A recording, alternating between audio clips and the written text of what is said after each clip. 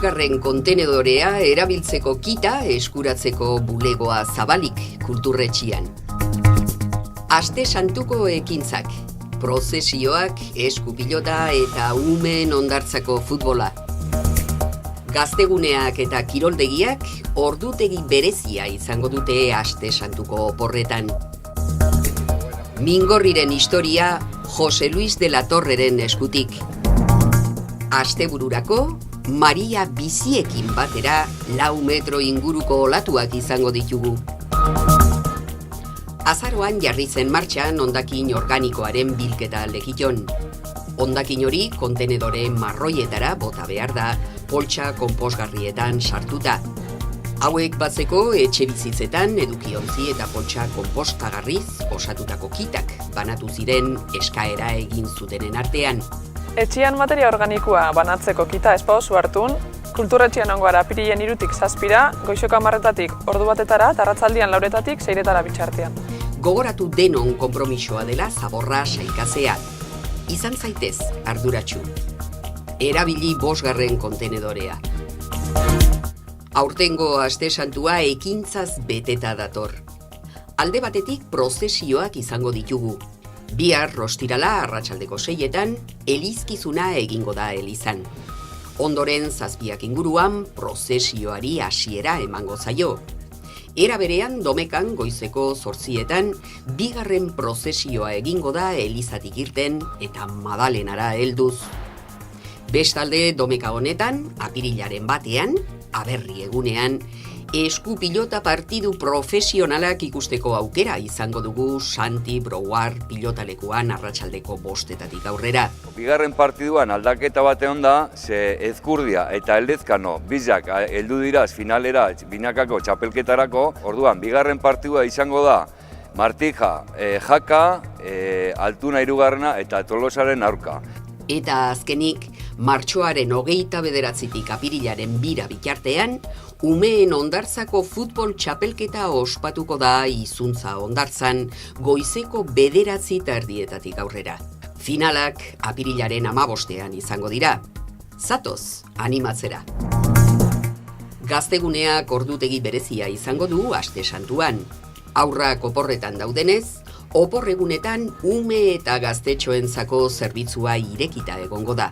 Gaztegunea zabalik egongo da apirilaren 3tik 6ra, Martitzenetik Barizakura, igandietako edo domeketako ordutegi izan. Hau da, kidegune arratzaldeko 5:00 zabaldu eta 7:00 arte, erdigunea 6:00 8:00 eta gaztegunea 6:00 8:00. Eta gero asteburuan apirilak 7-8 zapatu domeka betiko ordutegi izan zabalduko dugu.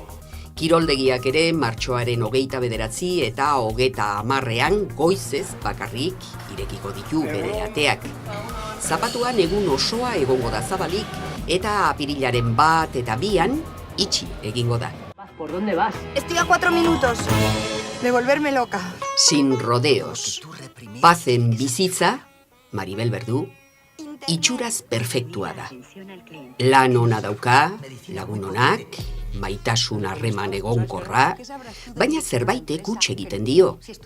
Inguruan badira gustatzen ez zaizkion gauzak, baina ez da ausartzen hoiek eragindako sentimenduak adierazten. Egun batean, terapia arraro baten ostean, ahora datorkiona inkiankari gabe part jaurtitzen hasiko da. Está con la regla, ¿no? ¡Que no estoy con la regla! O cuando lo esté.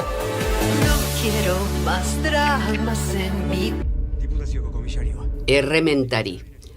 10 urte pasatu dira, 1833ko lehenengo gerra karlistatik. Arabako herriska batean, Alfredo izeneko diputazioko komisario bat, gertakari bat igertzen ari da. Eta arrastoek basoaren sakonean dagoen errementeria beldurgarri batera daramate. Bertan, errementari arriskutsu eta bakarti bat bizi da. Patxi.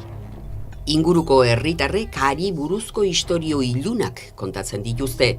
Lapurreta, hilketa eta demonioekin egindako tratuei buruzkoak. Egun batean, Usue izeneko neskatxa batek errementeria misteriotsuan sartzea lortzen du. Eta agerian uzten du, Patxi errementeriak ezkutatzen duen egia izugarria.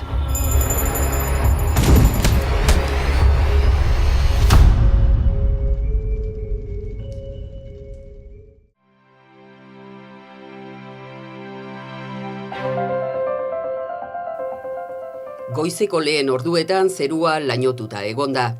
Eguerdirako ostarteak ireki dira, baina arratsaldetik aurrera zerua berriz estali da. Temperaturak nabarmen jaitsi dira. Ondorengo orduetan 13 eta 14 gradu zentigradu ingurukoak izan ditugu. Ostiralean hodeitsu egongo da eta zaparradak bota ditzake. Noiz behinka trumoitsuak eta txingorra ere egin dezake.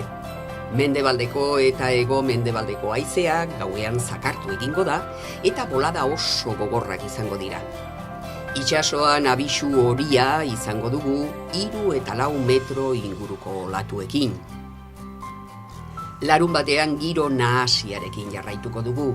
Zaparradak botako ditu tarteka eta noizean behin trumoitsuak izan daitezke, txingorrarekin. Haize zakarra ibiliko da, bolada oso gogorrekin eta temperaturek bera egingo dute. Adi, itsasgoretan, izan ere marea biziekin 4 metro inguruko olatuak izango ditugu. Beraz, alerta laranja ezarri dute. Igandetik aurrera hegoaldeko haizea itzuliko da eta ez dugu euririk aurre ikusten. Temperaturek ere udaberriko balioak hartuko dituzte. Mingorri deabruaren antzeko pertsonaia da. Ongiaren eta gaizkiaren arteko norgehiagoka irudikatzen duena. Pekatuaren simboloa. Bere ondoan dago sega eskuan duen eskeletoa. Heriotzaren irudia.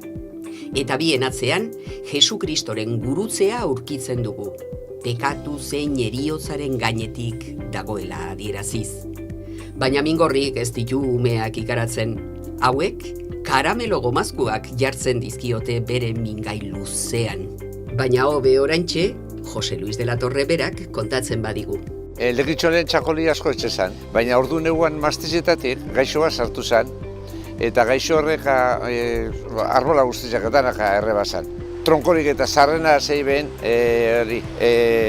Mingorri, baina zan mastizen eriotzi izati lantzek. Lehendik eguan akurutzi eta eskeletut hori, baina gero txakurra bera gehitzu dutzen. Gero denporia oitzuri hartun da, min luziago leza Mingorrik, karamelo masko legitxonoko tipikua na, barizako zante unian umiak antzen ezeitzi karamelo masko eta dana adurrez betete hoteta.